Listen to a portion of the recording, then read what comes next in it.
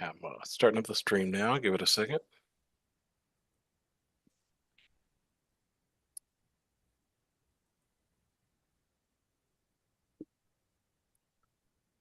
Okay, here are the tunes. That was a great show. Thank you.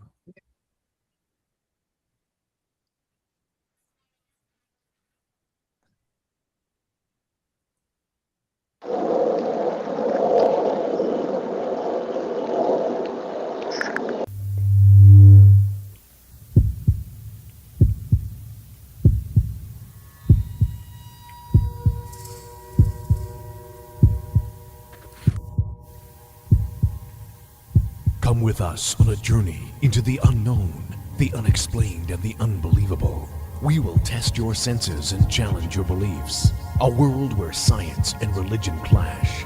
Or do they? You will meet real people and hear real stories, but you will not believe.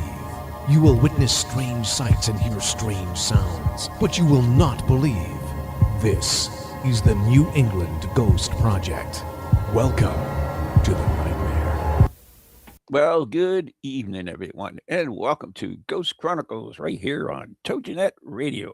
I am Ron Kolick, your host, the gatekeeper around the unknown, the unexplained, and the unbelievable.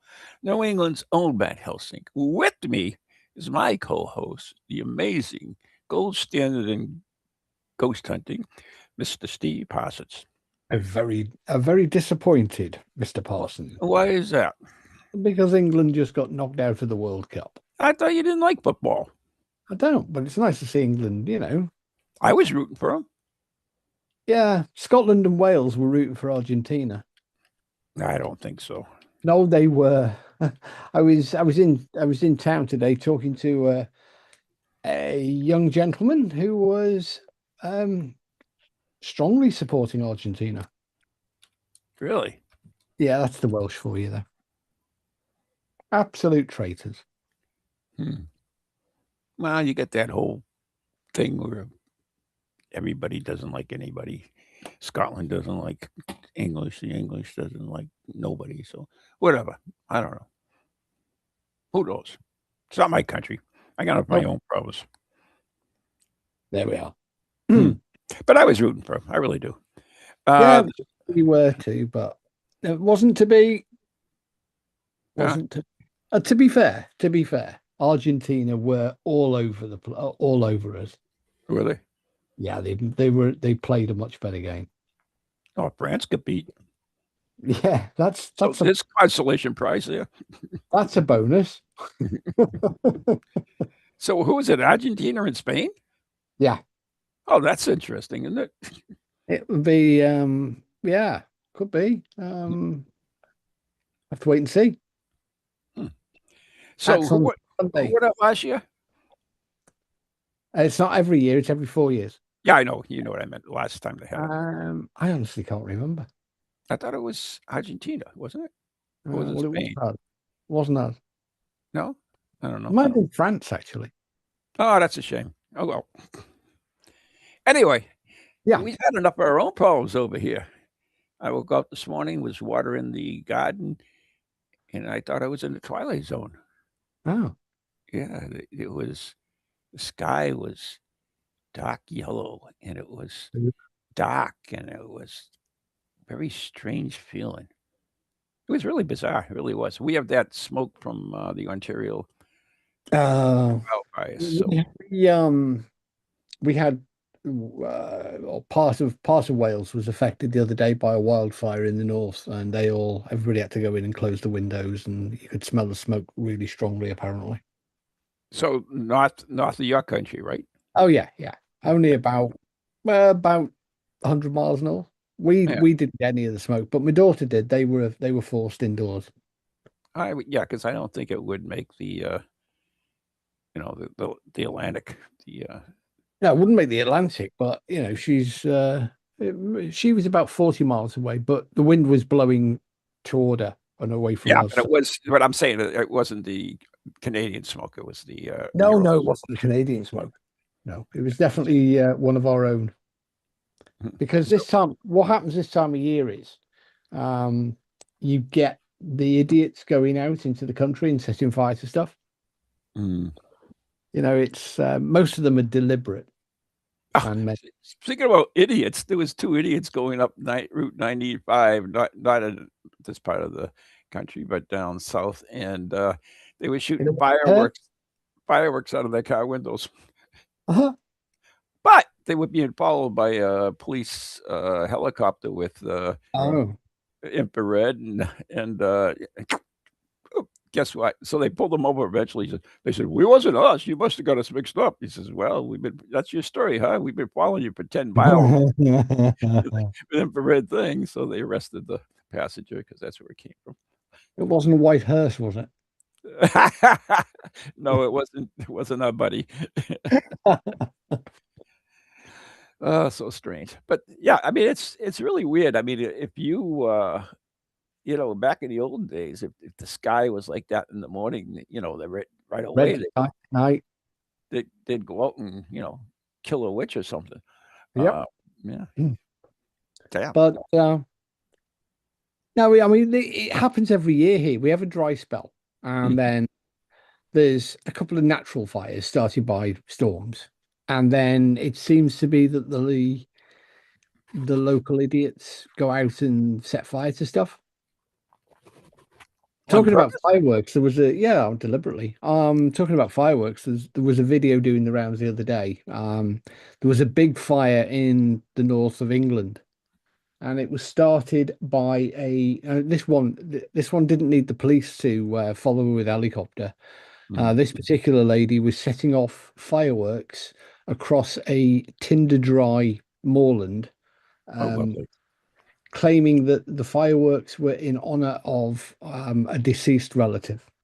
And she managed to set fire to the whole of the hillside. Lovely, lovely, lovely. Yeah. Yeah. I think and she videoed it. Yeah, of course she did. You'll probably put it on YouTube or somewhere. She did. And that's how she was rounded up in court. Yeah, that's the weirdest thing. So many people do that. They commit crimes and they take pictures of themselves. It's just strange. There was a fake YouTube. No, it's not YouTube. Uber driver in Boston who were picking up girls from the bar and then raping them, and then videotaped himself and put it on flame. So he's convicted for life. Because they have like all the video evidence. Oh, that's helpful. People are idiots. Totally idiots. That's But anyway, yeah, video is. I mean, we've talked about video before. How it used to be really useful in terms of investigating. It was considered to be almost the gold standard of evidence. But with AI and CGI and people doing stuff for likes and subscriptions and followers, and there is no real limits now on what people will do for fame. They call them, oh, I'm an influencer and I want to do this, and they do really outrageous stuff. But it's crept more and more into the paranormal community because you see obvious fakery being done and videoed and then being passed off as real. But increasingly, and I've noticed this, YouTube AI is being used to generate entire sequences of video footage, and I've watched some of them, and they're not all paranormal related, but some of them it would be really difficult to tell. Yeah, they have like a video AI. If they didn't say this is AI, yeah, you wouldn't know. It's really convincing. Mahler and Leslie and myself did a Ghost Chronicles on AI, and we talked on it, and it was the #1 show on for the month. It was like, wow, it's like, holy moly. It's like that's Russian bots for you.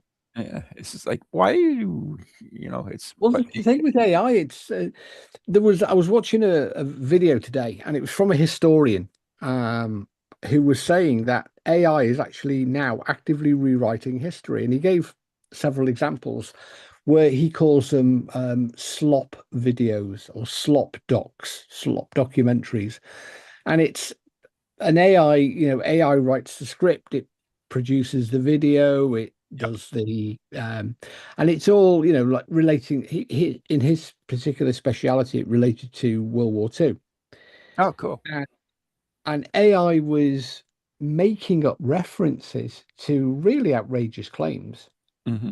and effectively rewriting big chunks of known history and then presenting it in such a way that people viewing it would believe it to be factually correct. Yeah, but Well, Hollywood's done that for years, though. yeah, but I mean, Hollywood's done it for years, but it doesn't purport to be anything other than a movie. Yeah, but people believe that crap anyway. Oh yeah, I mean, with Hollywood, there was always a minority of people that didn't believe the fictional movie or the fictional or the alteration of history for the movie. Hmm. Um, but it's more insidious because it Yeah. produces fake references and quotes Oh, and did it really? Oh, yeah, yeah. And it's and so they get misquoted all the time because people who saw this say, "Well, I definitely heard, yeah, and then blah the blah blah." weirdest thing is another AI bot will pick up on the first one and then they'll make their own referencing the Yep. content of the first one. Yeah. And then Wikipedia, because Wikipedia works predominantly by it's self-edited, but AI has started to edit Wikipedia. Oh, So lovely. it's creating its own references now But to it's so hard really to get real brilliant. documentary. So even without it, I mean, because like, for instance, there was I like World War II and everything. So I flicked on. I was trying to get a show, and I could put it in the Desert Rats. So I put it in, and it was a movie, and Good film. What's that? The movie, The Desert Rats. It's a good Yeah. movie. Yeah, except for one thing, they portray Rommel as this evil, uh, I don't know, evil demigod or something. And in real life, he wasn't that way at all. Have you seen the other movie, Rommel? I It's have just not. Rommel. Why is it good? Dig it out because it's much more realistic. It looks at his life, and it's actually quite pro Rommel. About him being a good guy and how he stood up to Hitler Well, and stuff. he was a good guy. I mean, he was doing Well, his he got job. killed. Well, he ended. He had to take his life because of it, didn't he? Yeah, He was given exactly. an ultimatum. Yeah, And you can have a hero's burial, or we'll bury your disgrace family. your family, lose everything, yada yada. And that's in the movie, Rommel. Yeah, maybe I did see that one because I do remember that. And James Mason. James Mason plays Rommel. does he? Yeah. Was he the same one that played it in the Desert Rats? I don't know. Because he was in the Desert Rats too. I can't remember now. Oh, whatever. Because surprisingly, me and names. But anyway, yeah. I mean, I thought it was. I mean, so in a way, we slant history. History is always written by the victor. Yeah, that's a good way to put it, and that's exactly the way to put it. So, I mean, we all know America won World War II. oh, we all know that. I mean, Nobody else invaded America on D-Day. Only Tom Hanks. Yeah. Well, we know how inept the British were, so we had to help. Yeah. Yeah, It's so we've managed just fine for 3 years. Yeah, and you're like, I don't want to, but the Poles, Huge contribution. they were huge country, and yet nothing. And not only that, they actually I hate to say it, but the British sold them out at the end of the war. They had to send them home and right into the communism. Well, Churchill kind of stood up a little bit because he did warn the United Nations against the Iron Curtain. Oh God, yeah, he was and right. he did, he did do his best. But there's actually a new movie coming out later this year, which looks at the role of the Polish aviators in World War II. Yeah, but that not just the aviators; they fought all over the place. Oh, they did, but this one's specific because the highest scoring aces and squadron in World War II in the Royal Air Force was a Polish squadron. Yeah. Do you remember the movie Bridge Too Far? Oh, do I? I only watched it 2 weeks ago. See, there you go. But the first paratroopers they sent in were the Polish ones, and they got, of course, No, melted. no. That's not correct. That's correct. That's not correct. That's correct. That's not correct. Not from the movie I'm talking about. I'm talking from history.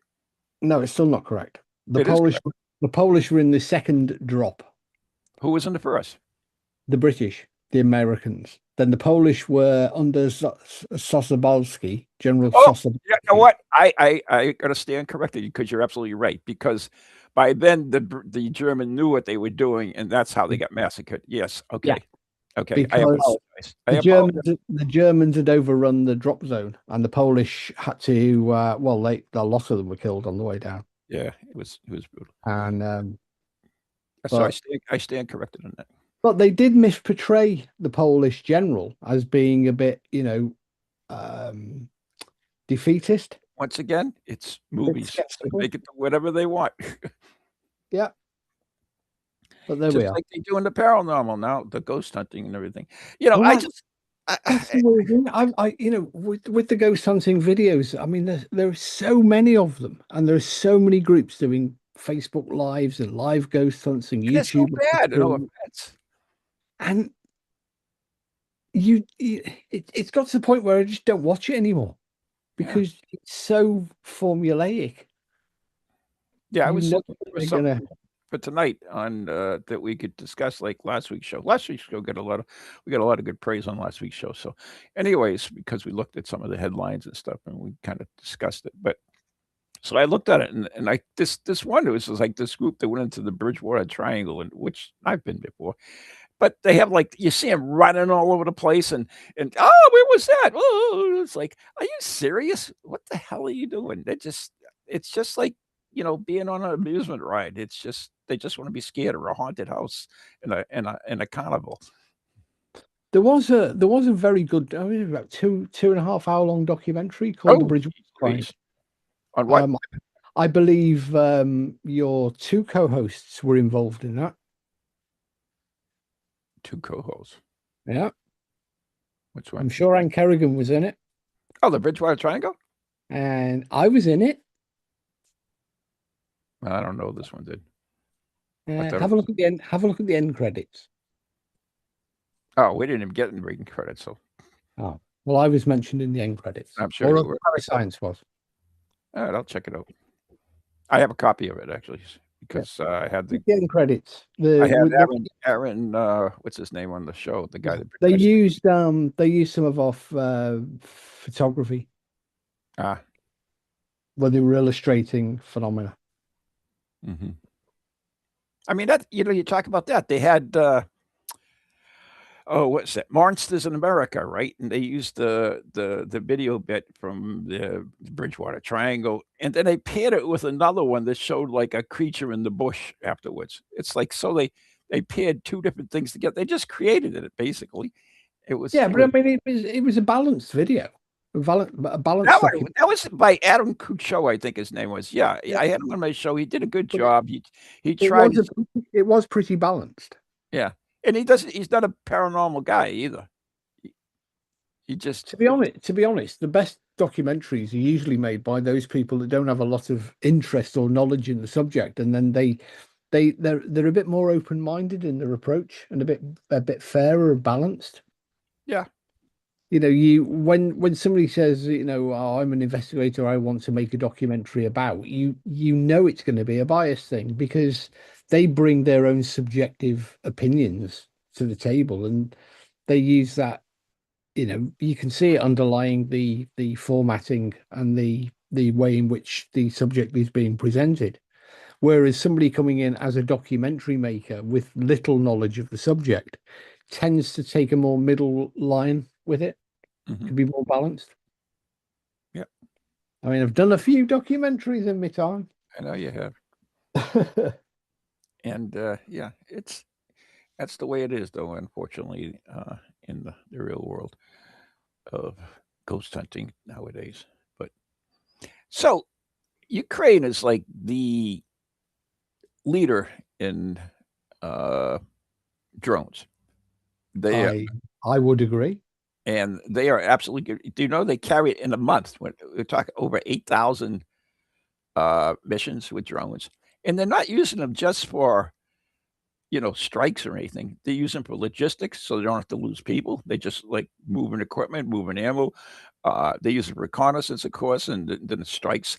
They actually did the first totally drone amphibious assault. So it was like a commando mission. It was a drone that went in behind lines through the water, amphibious up, did its mission.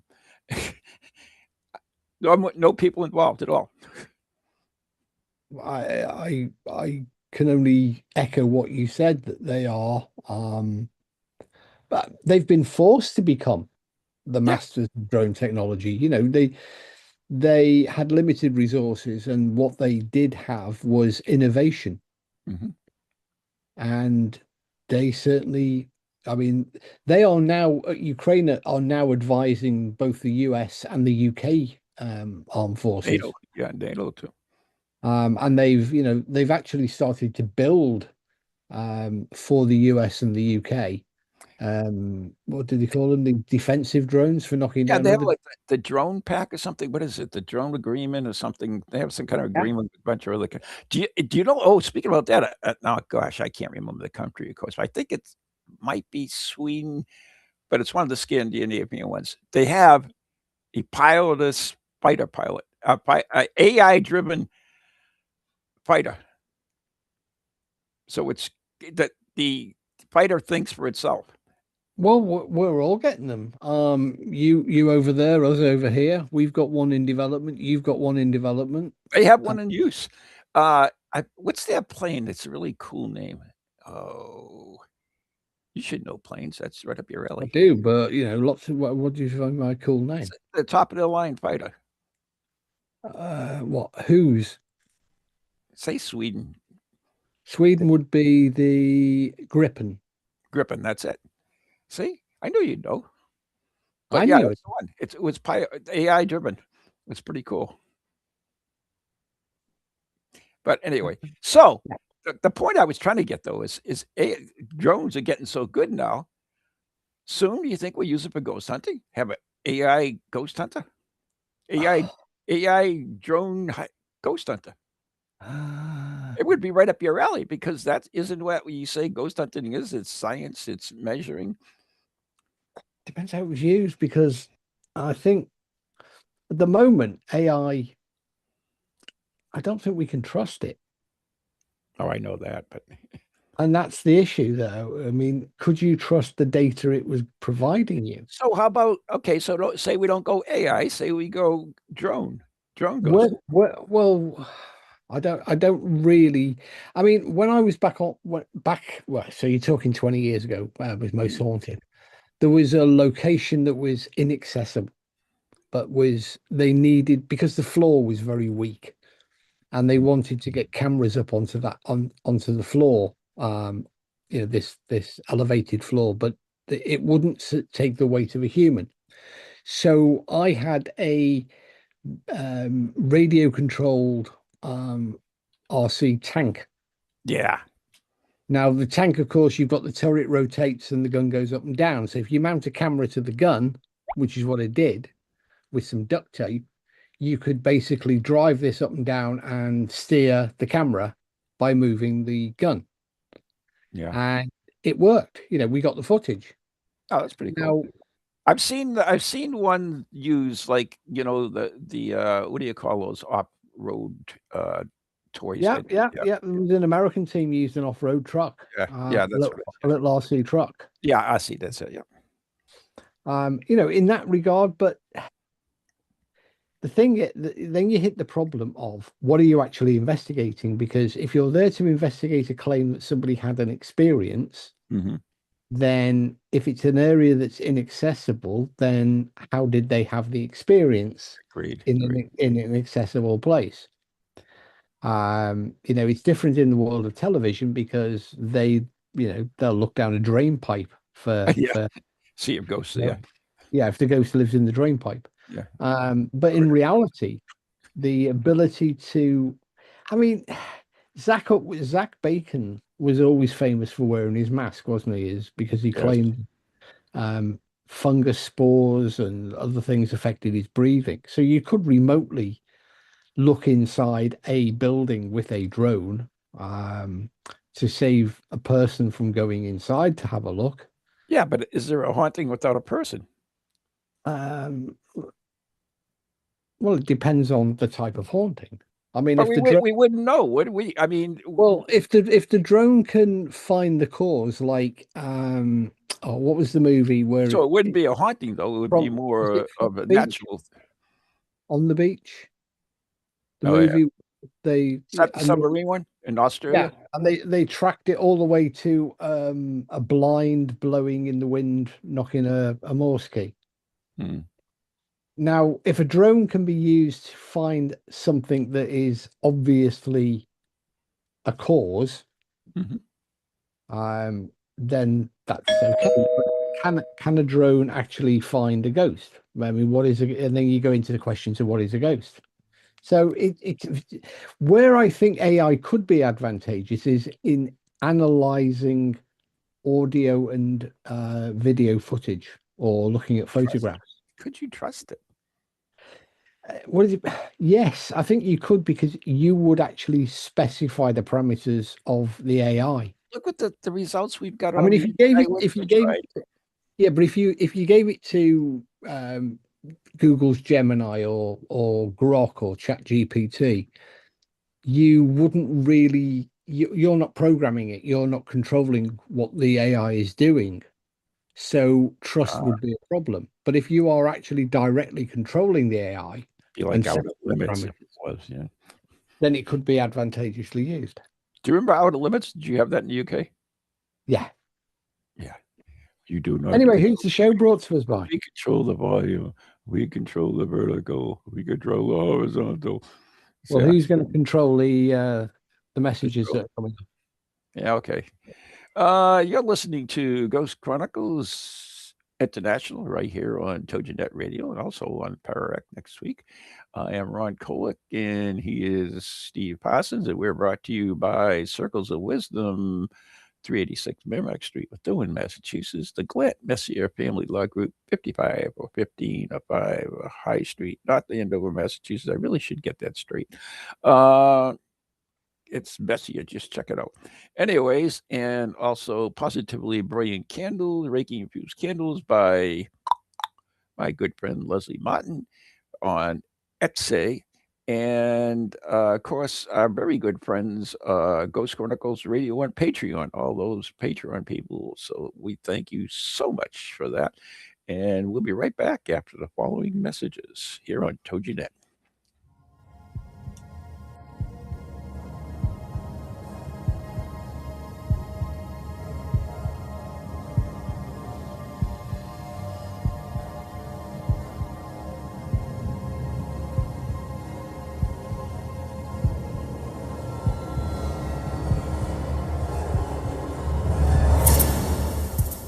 Do you have a paranormal event, book, or something else you want people to know about? Then why not advertise it on Ghost Chronicles Radio? With over 150,000 downloads a month, get your message out to an audience that's interested in the subject. We have a plan at a cost that fits your needs. For more information, contact Ron Kolick at anyghostproject@comcast.net or call 978-455-6678.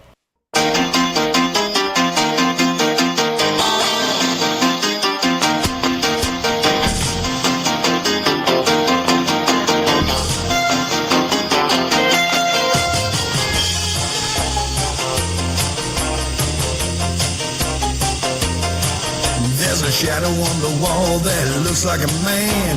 Lord, that lamp just moved on that stand. I got movement in the cellars, I got footsteps in the hall. There's no time to waste, I better make some calls. I gotta get ready, make everything right, 'cause all my rowdy friends are ghost hunting tonight. Hey, round up the team, let's get started. Hey, this is Brother Mike. There's a party and you're invited. the camera set, let's turn off these lights, 'cause all my rowdy friends are goes hunting tonight.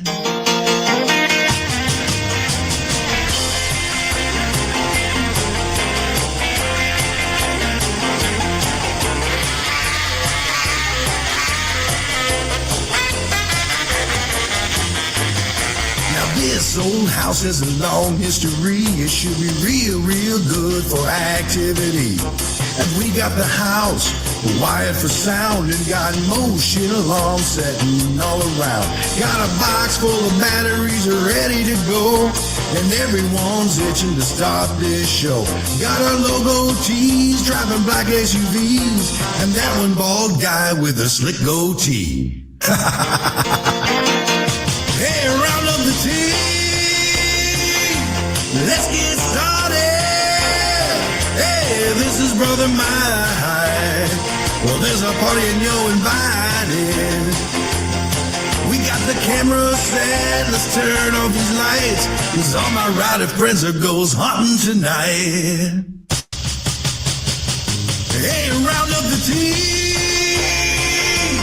Let's get started. Hey, this is your big brother Mike calling. Well, there's a party and you're invited. We got the camera set, let's turn off these lights, 'cause all my rowdy friends goes hunting tonight. That's right. Go get 'em, boys! Explore the seasons of the witch by way of magical spells and practices for each turn of the wheel of the year. Magic for All Seasons offers a fresh approach to a lifestyle that focuses on mind, body, and spirit in the nature-based way that our ancestors practiced throughout the ages. Starting with Samhain, author Marla Brooks, an experienced and long-time magical practitioner, explores the 8 Wiccan and pagan Sabbats that comprise the traditional Wheel of the Year, while incorporating original spells, recipes, incantations, meditations, and more.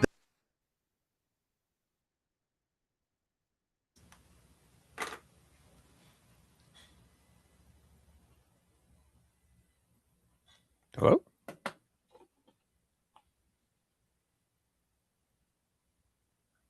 That must have been Marla's. What the heck was that? Witchcraft, probably. Whoa, that was bizarre. Witchcraft. Could be. Oh, they'll fix it in edit. You know what? I doubt that. Mercury's in retrograde. That's why. Yeah. We all know what happens when Mercury's in retrograde. Poor Mercury gets blamed for every freaking thing, doesn't it? Yeah. But anyway, so why did Stephen Hawkins want us not to make contact with aliens? What's that got to do with AI? I don't know. It just popped up on my feed. Well, can we trust them? Who? Stephen Hawkins or aliens? Aliens.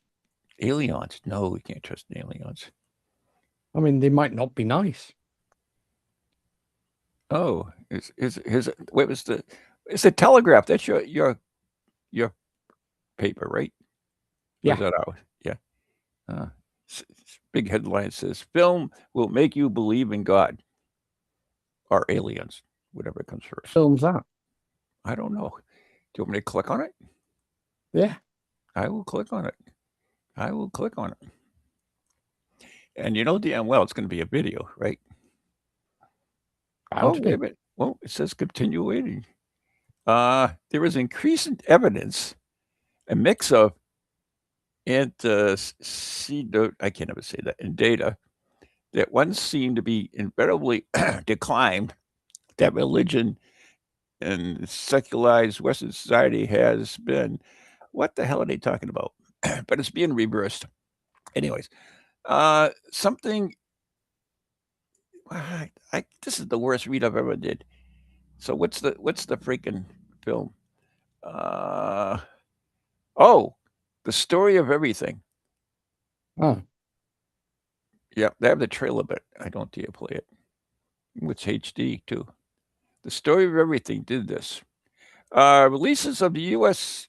cinemas on April 30th was a limited run. May 6th, The Story of Everything is not sellout business, but has received a positive review through mainstream outlets. The Wall Street Journal, same people that named you the gold standard, especially. Disappointingly, it failed to secure a UK cinema. That's why you don't know it. And you can now watch it on Amazon Prime. So what is this thing? The Return of God. Well, it's a big thing. I can't read the whole thing. Where the film makes the strongest case. There are 3 core ideas explored, and one big omission. It's always an omission. Let's get that out of the way first, because I don't want to care about the omission. Let's talk about the other stuff.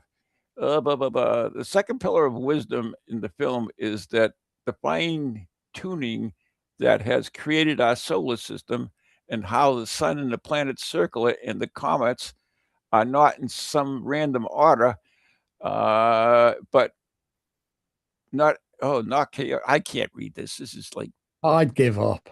I am. I've definitely given up. But anyways, Yeah. check it out. Story of Everything. You're going to end up believing in God according to this. So it's a documentary and persuasion. So scientists prove that gods exist. That's what it says. Well, There there we are, are. yeah. So it's on Amazon Prime. You want to check it out? Why not? If you got nothing else better to do. And then if you do, get a hold of Ron and explain it to Ron. Explain it to me, please. I gotta watch it. You know, I can't read this crap. I mean, it just boggles my mind down. I don't know why I even attempt to read it. You know, I get listen to some of the podcasts, and there's a guy from your country, Charles Halton is his name, and he does like an hour of reading a story, a complete, like a science fiction classic or a horror classic. He reads the whole thing. It's like, holy moly! Do you know what that would sound like if I read it? It would be a lot longer than an hour. Yes, that's for damn sure. Oh, the man who walked with God and never died. Oh man, see, now this is what happens. You click on something, you're screwed. You see, it's not long before you start doom scrolling. Yeah, people are sharing their most unexplainable supernatural experiences. See, it's coming out all over the place. All right, so let's get out of here before I die on this. Don't go down that wormhole. And there are lots of wormholes. Ooh, the shotgun pistol was built for police stakeouts. So, anyways, your red arrows were over here for 250th. I know. And I guess they were pretty amazing, huh? I've seen them hundreds of times. Really? I've also seen the Blue Angels and the Thunderbirds. Okay. And the 3 of them are very, very different, but equally good at what they do. Okay. It's kind of what you want, though, right? You don't want the same. Yeah. Same. What the Thunderbirds and the Blue Angels fly incredibly close together, inches apart, literally. But then they'll go away and then they'll reposition and then they'll come back in another set piece and then they'll fly, and come back and do it. Whereas, so that's their thing, and that they're really good at it. But the Red Arrows do like a continuous 20-minute aerobatic thing. All, within sight and over the crowd. So I mean, the 3 of them are very different. The Red Arrows are more traditionally aerobatic, whereas the Blue Angels and the Thunderbirds they demonstrate the supreme flying skill of close formation flying. I think that's how I would basically sum it up. So the difference between them is? Yeah. So there's. But did you notice that when the Red Arrows flew down on the 250th down the Hudson River, that they actually drew the US Stars and Stripes? Yeah, they did that over Boston Smoke Trail. Yeah, they did it over the Smoke Trail. That was cool. Definitely cool. So aliens, man said the aliens made this big boulder, so he decided to climb it. So this is in the Mojave Desert. So it's this ancient boulder that's supposed to be sacred and everything else. I think they based the movie Close Encounters of the Third Kind on it or something. Thought that was Devil's Tower in Wyoming. Yeah, it was, but it's based on this Oh, is it? boulder. Yeah, supposedly, according to this. And you know, Although Devil's internet Tower, never lies, Steve. You know that. well, Devil's Tower in Wyoming, since the movie, of course, it's become a huge visitor attraction. Good. I mean, I don't remember any boulders in the Mojave. I remember lots of Joshua trees. Yeah, there's one. Yeah, there it is. I'm looking at it right now. I'm not saying there isn't, because the Mojave is a very big desert. Yeah, no, there's not really, because there's a big, yeah, like a rock place. It's very that's- warm. I remember that. So this German spy was living under the boulder. Living under the boulder. Yeah. Yeah, you can see like there's hills in the desert. It's like they're barren hills. Uh-huh. Yeah, so this German spy after World War moved in and built himself a little apartment underneath the boulder. Okay. So this guy is visiting it. And then during the 40s, the CIA realized that he lived under the rock. And they went and got him in. Whereabouts in the Mojave was it? Is it presumably the thing of interest would be Edwards Air Force Base? It's close to I can't see it. Whoops, let me see if I can stop this and we can tackle it.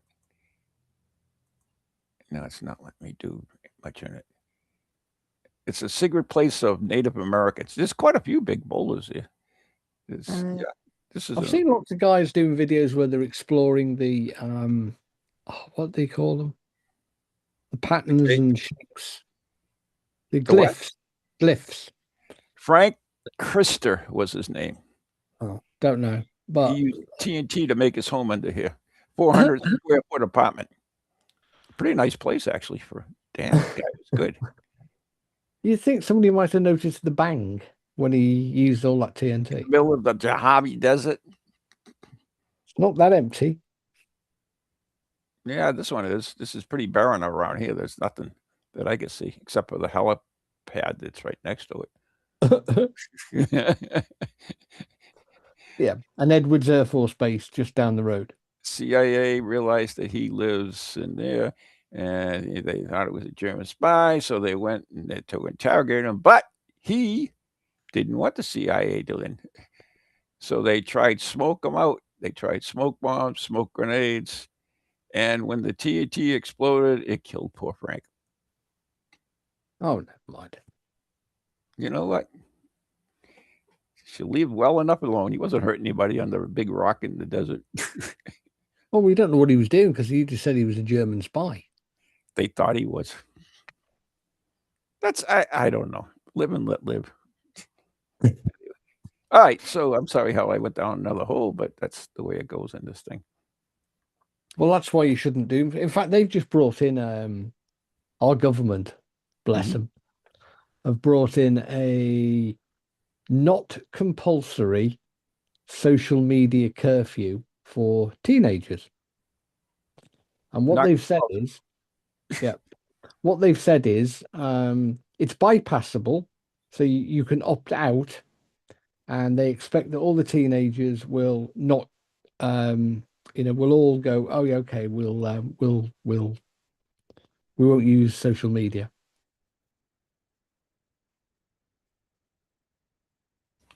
That's what it is, huh? Yeah. Wow. But because of human rights things, they can't make it compulsory, so the kids have a right to turn it off. Ah, there you go. So that they can use social media. What do you think is going to happen? They'll ignore it. Yeah. Yeah, but mine are already ignoring it as we speak. who rose this house? You or him?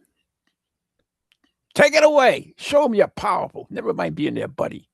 Yeah, it's not that. It's the it's you against the hive mind. Yeah, I know. It's brutal.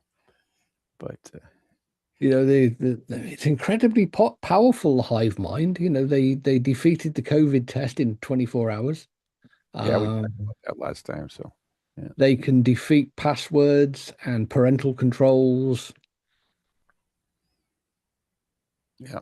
I mean, it's anyway, we were talking about a lot of things. I don't know. We get distracted all over the place. We, meaning me, went down so many rabbit holes. But the original article that I wanted to bring up was science proves that your house is not haunted. And we did touch upon a little bit on one of the reasons they had last year. That was infrasound, wasn't it? Yeah, infrasound was a big one. Yeah. But the other thing was they did this. I don't have the article, unfortunately, but they had. Well, what these articles are, you see them every few months. They just rehash them online. I think you're right. And you see the same, you see the same article, 6 or 7 times throughout the year, as if it's presented as a brand new expose. Yeah. When in fact it's just a rehash of something that happened last year, last month, 10 years ago. They had one study where they took, I think, 200 people, 200 odd people into a movie theater, told half of it was haunted, told the other half was under construction. And the people that were told haunted had all kinds of paranormal experiences. Well, I mean, what this is really, it's just engagement farming. They use clickbaity titles, engagement farming, and if you click on what they're after is you to click on it and follow it down. And because while you're there, they're loading your computer with cookies and all sorts of other stuff. And they don't mean, the drink with milk, eat with milk kind. No, that's too bad. And they're doing it to engage with you. And that's why, it's all AI driven as well. Mm-hmm. Oh, yeah. But there are a couple of lawsuits out on the AI stuff right now anyways. Several states they've joined against it. So it's nothing's going to happen with it because it's probably... Well, it's probably the lawsuit itself been drafted by AI. probably all you actually see quite a lot of people now writing books, or with AI is writing books. Yeah, exactly. And then they're just putting the name on it because they kind of spell checked it afterwards. It's unreal. And when you look at the content of the book, it's actually, you can see it's AI because it's not. It's kind of like just a series of linked articles. That the AI is farmed off the internet. Although I have to admit, some of the AI books are better than some of the human written books. I think that's always been the case. Yeah. I mean, quite how some books get out there is beyond me. No. But there are some very, very good ones. There's been a few half decent ones released. Acoustics, I hear, is excellent, and Ghostology, I heard was pretty good. Well, not just those. There's I think every year there's always a couple of good ones. And they're written by people who are passionate about what they do, and they have the knowledge, and they are prepared to dig that little bit deeper. And they're passionate about producing the work. This is true. A lot of people do the research. I mean, Roxy Zwicker does a lot of research. I give it credit. She spends a lot of time in microfilm and everything else looking for weird stuff. So there are people like that will do it. That's their passion, and that's what they do, which is great. Oh, we had a good experience. We returned a grave marker to a cemetery that we saved from the scrap dealer. So big brass thing, which was kind of neat. But we were able to track it down through 2 different ways. Actually, we brought it up in the red light seance, and then we finished it off through my network with people, and they tracked it through find a grave, and we found the grave. So Oh, cool. yeah, it was kind of cool. So I mean, it's it's rewarding, I guess, is the word for it. That you could follow something like that and be able to return Yeah. it. But anyway, so we were talking earlier about drones and how when you Mm. ghost hunting. Now you're a spider from the SBI. SBI. Yeah, wouldn't that kind of like do that? You could do that with a drone, basically. No, because Spider was a series of just normal sensors, and they were linked via a computer, which basically routed the output from the sensor to switch on a recorder. So it had a temperature sensor, there was a sound sensor, there was all sorts of different sensors plugged into a computer, and when the sensor indicated a signal, Mhm. then the computer switched on the appropriate recorder. So what type of signal was it? Like a drop in temperature or Well, it could be sound? whatever they programmed, because okay. but there was a temperature sensor built into Spider. So what year was that? As early as, when did the first Sinclair ZX81? So you're talking early 80s? Okay, so it was the early life of computers then, huh? Oh yeah, yeah. The first, Oh, so once it's you've got basic. once you've got the first commercial home computers, Mhm. then Spider was put together quite quickly. Huh.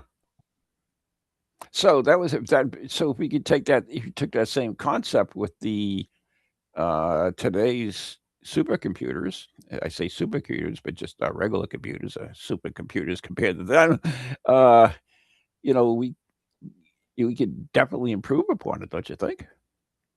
Oh, I mean, Spider in you could create Spider relatively simply using a desk laptop Mhm. um But and a bunch what of would the purpose be? well, as Tony Cornell said, its purpose was to try and capture some objective data that they could study. So it measured the temperature, it listened for But audio would it anomalies. set it up like in a purportedly haunted place? Would they set up in just a normal house? Or what was the criteria? It tended to be set up in haunted houses and then left remotely to do its job. Oh, that's pretty cool, actually. So it was called the Spontaneous Paranormal Incident Data Electronic Recorder, which was the acronym SPIDER. Spider, yeah. And it was just a bunch of sensors plugged into a computer, which then, recorded the output from the sensors. Mhm. It's very, very simple concept, but for the time period, it was, quite Cutting edge. complex. Well, in terms of making it work, but you could do, very simply today with a modern laptop and a bunch of things plugged into it. Yeah, I mean, I think we could do the same thing with, although we had that guy, what was it? Make people sit naked in a chair. Uh, and he supposedly monitored things with various pieces of equipment, but except whenever I heard him say the XLL camera. It's like, oh, God bless us. Uh, but I mean, the idea was good, I guess. Um, Never mind. yeah, never mind. We are running out of time. We've run out of time. All right, so we have to go. You've been listening to. I can't believe this hour's gone by. Goes quickly. Yes, it does. All right, so yeah, we got to go. You've been listening to Ghost Chronicles International right here on TojiNet with Steve Parsons and Ron Kolick. And we're brought to you by Circles Wisdom, 386 Merrick Street, Methuen, Massachusetts, Glant Messier Family Law Group, 55 High Street, not the end of Massachusetts. Good friends on Ghost Chronicles Radio on Patreon, and of course, positively brilliant candles, Reiki infused candles on Etsy. So good night, everyone. God bless, and watch out for those aliens.